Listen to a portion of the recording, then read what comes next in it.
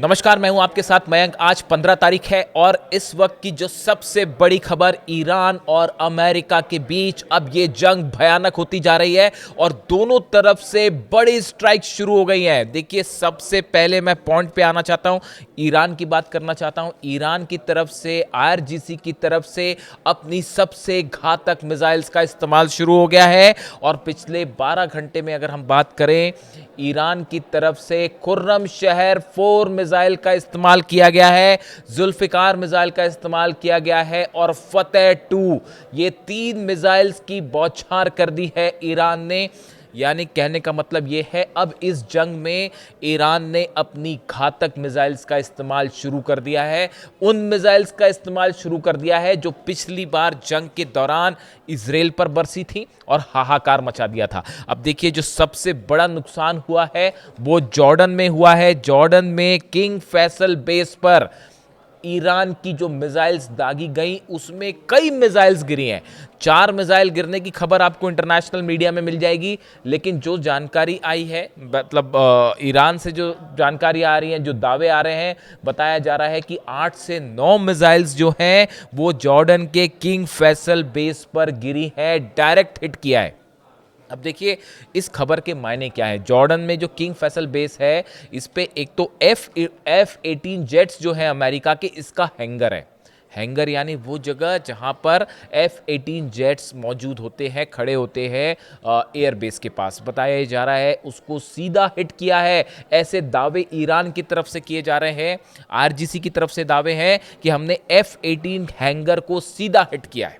इसका मतलब अगर ये दावा सही है ईरान का, तो बड़ी संख्या में F-18 जेट्स के तबाह होने की बात भी सामने आ सकती है। हो सकता है अगले कुछ घंटों के अंदर जो है ये कंफर्मेशन आ जाए कि कितने अमेरिकी जेट्स जो है वो एयरबेस पर तबाह हुए।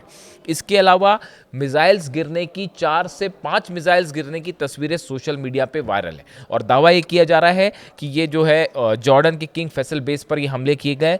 इन हमलों में फतेह 2 मिसाइल का इस्तेमाल किया गया है, खैबर शेकन मिसाइल का इस्तेमाल किया गया है। देखिए, ये वो मिसाइल्स हैं जिनको हमने पहले भी देखा था कि अमेरिका का ना थार्ड सिस्टम रोक पाया, ना पेट्रियट रोक पाया, आयरन डोम जो इजराइल का है वो भी नहीं रोक पाया।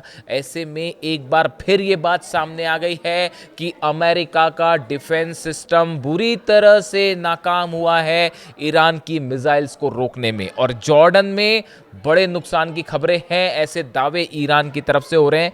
जैसे ही इसकी खबरें पुष्ट होकर सामने आएगी, हम आप तक पहुंचाएंगे, लेकिन मिसाइल्स गिरने की तस्वीरें वायरल हैं सोशल मीडिया पे।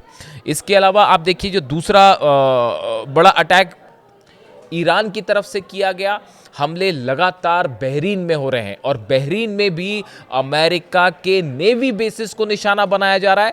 नेवी के अधिकारी जिन क्वार्टर्स में रुके हुए हैं वहां पर उनको निशाना बनाया जा रहा है। यहां पर radar system, early warning system, इन पर लगातार मिसाइल्स दागी जा रही हैं। यानी बहरीन में दूसरा सबसे बड़ा हमला देखने को मिल रहा है जॉर्डन के बाद, तो वो बहरीन को देखने को मिल रहा है और बहरीन में अमेरिका का नेवी बेस, ऐसे दावे हो रहे हैं ईरान की तरफ से, आरजीसी की तरफ से, कि नेवी बेस को खैबर शेकन मिसाइल ने सीधा हिट किया।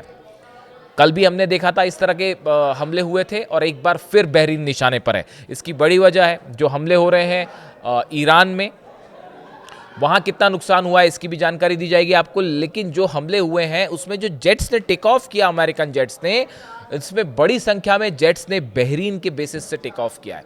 बहरीन का नेवल बेस जो है वहां से जेट्स ने टेक ऑफ किया है जो ईरान पर हमले कर रहे हैं, इसलिए सबसे बड़े निशाने पर जो है वो बहरीन भी है।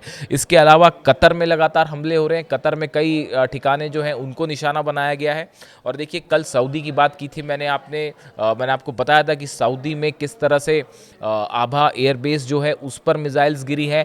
अब जो ताज़ा जानकारी है उसके मुताबिक 3 से 4 लोकेशंस पर, अलग अलग लोकेशंस पर हूती की बैलिस्टिक मिसाइल्स अरब पे बरसी हैं और उसके बाद अब वो तस्वीरें भी सोशल मीडिया में वायरल हैं। और जिस तरह से आपने देखा कि हूती ने और यमन में जिस तरह से जश्न मनाया गया, इन मिसाइल्स को जो स्ट्रक किया गया, सऊदी पर जो मिसाइल बरसाई गई, उसके बाद यमन में बीती रात भर जश्न मना है, आतिशबाजी हुई है और हूती के जो लड़ाके हैं वो इसे एक जीत की तरह ले रहे हैं। इस तरह के सेलिब्रेशन है वहाँ पर। ईरान का आप जानते हैं उसका इतिहास जो है, ईरान का जो प्लेन है उतर रहा था, उसको रोका गया, उसके बाद ईरान का सना इंटरनेशनल एयरपोर्ट पर प्लेन नहीं उतरा, उसके बाद दूसरे एयरपोर्ट पर प्लेन उतरा, इस तरह की बात सामने आई और उसके बाद फिर जो है हुती की तरफ से स्ट्राइक कर दी गई। यानी 4 साल पुराना जो सीज फायर अरब सऊदी और हुती के बीच था वो भी खत्म हो गया है और हुती ने कह दिया है कि अगला निशाना है बाब अल मंदेब, उसको हम बंद कर देंगे। ये डेवलपमेंट है हुती की तरफ से। अब देखिए अगर हम बात करें अमेरिका के हमलों से, अमेरिका ने पिछले 12 घंटे के अंदर रात भर हमले हुए हैं 9 ठिकानों पर, ईरान के 9 शहरों पर रात भर अमेरिका के फाइटर जेट्स ने हमले किए हैं।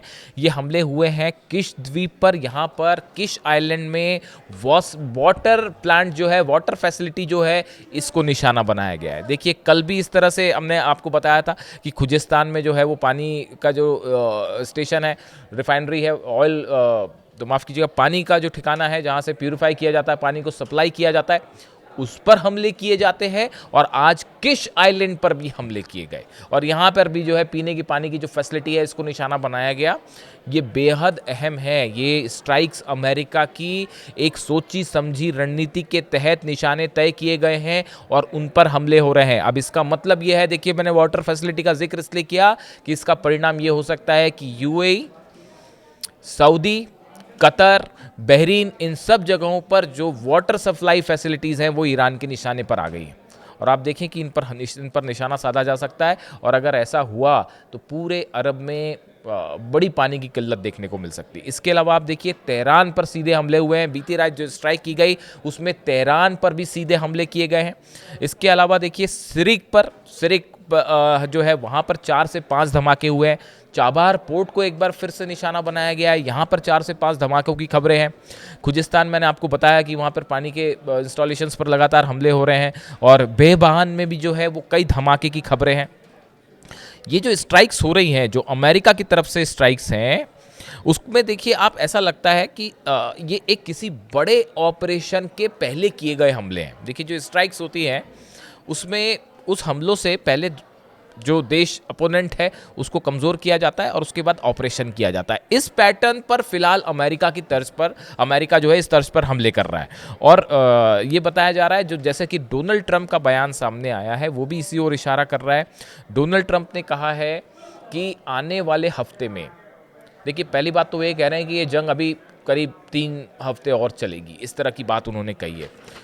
दूसरी चीज़, अमेरिका, डोनाल्ड ट्रंप ये कह रहे हैं कि अगले हफ्ते से ईरान पर और बड़े हमले होंगे, भीषण हमले होंगे, ब्रिजेस को निशाना बनाया जाएगा, ऑयल रिफाइनरीज को निशाना बनाया जाएगा, पावर स्टेशंस को निशाना बनाया जाएगा, जितने रेलवे स्टेशन हैं उनको, यानी जो इंफ्रास्ट्रक्चर है वो गैस फैसिलिटीज़, ऑयल फैसिलिटीज़ और एनर्जी फैसिलिटीज़ को निशाना बनाया जाएगा ईरान में। ये कहना है डोनाल्ड ट्रंप का। तो उसके पहले की जो ये स्ट्राइक्स हुई कल रात को और पिछले 3 दिन से हो रही हैं, ईरान के जो मिसाइल लॉन्चर्स हैं इन पर अटैक हो रहे हैं, जो ड्रोन लॉन्च साइट्स हैं उन पर हमले हो रहे हैं, लेकिन अभी तक कहीं पे भी जो है वो ईरान की अंडरग्राउंड मिसाइल फैसिलिटी को नुकसान अमेरिका नहीं पहुंचा पाया है। हालांकि B2 बंकर बस्टर बम से बड़ी बमबारी शुरू हो चुकी है और पिकेक्स माउंटेन अगला बड़ा निशाना है अमेरिका का। पिकेक्स माउंटेन आप जानते हैं वो जगह जहां कहा जाता है कि ईरान का जो असली न्यूक्लियर स्टेशन है वो पिकेक्स माउंटेन में सैकड़ों फीट नीचे ज़मीन के नीचे है और ऊपर ग्रेनाइट की चट्टानें हैं जिस पर कोई बंकर बस्टर बम जो है वो असर नहीं डाल सकता। इसलिए क्या यहाँ पर ग्राउंड ऑपरेशन का कोई प्लान है?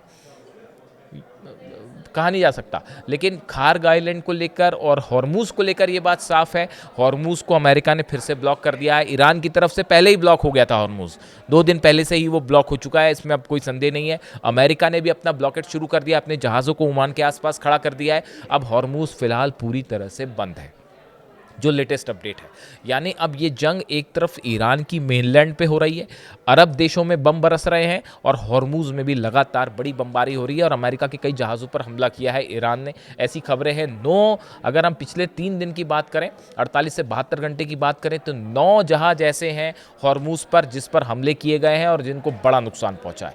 यानी तेहरान से जंग, अरब होते हुए, हॉर्मूज़ होते हुए पूरा इलाका जो है वो अब एक बड़ी जंग की चपेट में है और ये वॉर अब अमेरिका और ईरान के बीच में नहीं बल्कि अरब देश भी इसमें शामिल हो चुके हैं, क्योंकि बहरीन से भी प्लेन ने टेक ऑफ किया है, जॉर्डन से भी टेक ऑफ किया है, सऊदी का हूती पर और हूती का सऊदी पर हमला शुरू हो चुका है। यानी अब ये मामला एक ऐसे जंग की तरफ आगे बढ़ रहा है जिसमें शायद इसे ऑल आउट वॉर भी कहा जा रहा है। और अब देखना यह है कि अमेरिका कब तक हमला कर जारी रख सकता है, क्योंकि डोनाल्ड ट्रंप आप जानते हैं कभी भी बीच में अनाउंस कर देते हैं वो कि बातचीत हो रही है और हमले रुक जाते हैं।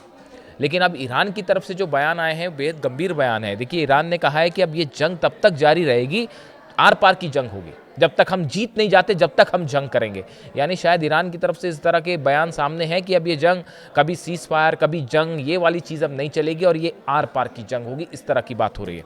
यानी देखिए, फिलहाल के जो अपडेट्स हैं वो मैंने आपको बताए कहाँ कहाँ हमले हुए हैं और हालात अब इस ओर बढ़ रहे हैं। देखिए, रूस और चाइना की मैं अलग से बात करूँगा इस जंग में, अब उनकी क्या भूमिका होने जा रही है। लेकिन फिलहाल अरब जल रहा है, तेहरान में बड़े हमले हो रहे हैं, हॉर्मूज पूरी तरह से बंद है। ये मामला अब एक बार फिर एक बड़ी जंग की तरफ आगे बढ़ता दिख रहा है, जिसका अंत जो है वो पूरे अरब में बड़े विनाश के रूप में सामने आ सकता है। देखिए, बुशर में बड़ा खतरा है, बुशर में लगातार हमले हो रहे हैं, ईरान के न्यूक्लियर साइट्स पर हमले हो रहे हैं, इस पर भी अलग से बात की जाएगी। वो एक अलग पूरी कहानी खड़ी कर रहा है, इस जंग को एक नया आयाम दे रहा है। ऐसे में न्यूक्लियर फैसिलिटी से किसी तरह का रेडिएशन पूरे इलाके में बड़ा हाहाकार मचा सकता है। ऐसे तमाम अंदेशे कई साइंटिस्ट की तरफ से दिए जा रहे हैं। अभी फ़िलहाल इस वीडियो में इतना ही, जो भी अपडेट होगा आप तक पहुंचाएंगे। Thank you so much.